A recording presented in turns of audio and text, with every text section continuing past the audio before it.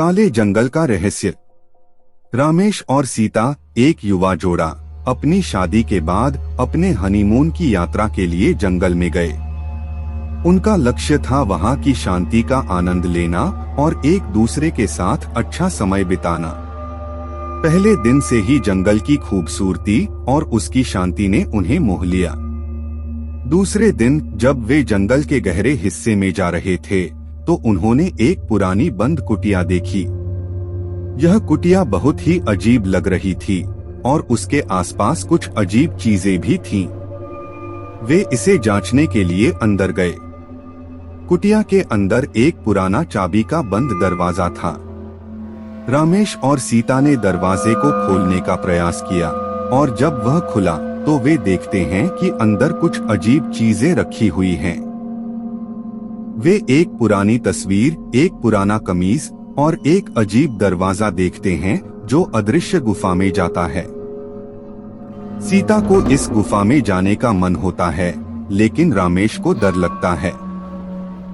रात को जब वे अपने टेंट में सो रहे होते हैं तो वे अदृश्य आवाजें सुनते हैं और उन्हें लगता है कि कोई उन्हें पुकार रहा है।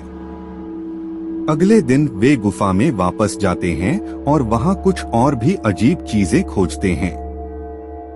वे एक पुराना गुफा पाते हैं जिसमें एक पुराना कवच और एक पुराना तलवार रखा हुआ है। सीता को यह तलवार बहुत पसंद आती है और वह रामेश से अनुमति लेती है कि वह इसे ले जाए। जब वे गुफा से बाहर निकलते हैं तो वहां अदृश्य लोग उन्हें धरातल पर बंधे हुए पाते हैं। वे देखते हैं कि वे एक पुरानी युद्ध स्थल पर खड़े हैं जहां एक बड़ी युद्ध हुई थी।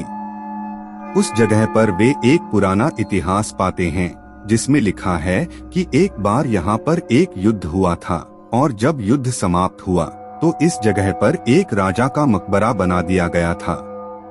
वहाँ उन्हें एक पुरानी चिट्ठी मिलती है जिसमें लिखा है, यदि आप इस तलवार को उठाते हैं तो आप इस जगह से बाहर नहीं निकल सकते। सीता और रामेश को डर लगता है और वे तलवार को छोड़ देते हैं और जंगल से निकलते हैं।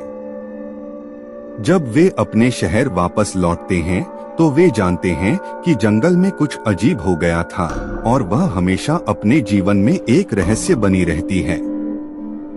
वे कभी भी वह गुफा देखने के लिए वापस नहीं जाते और उन्हें यह समझ नहीं आता कि वह गुफा क्या था और उसमें क्या अजीब चीजें थीं।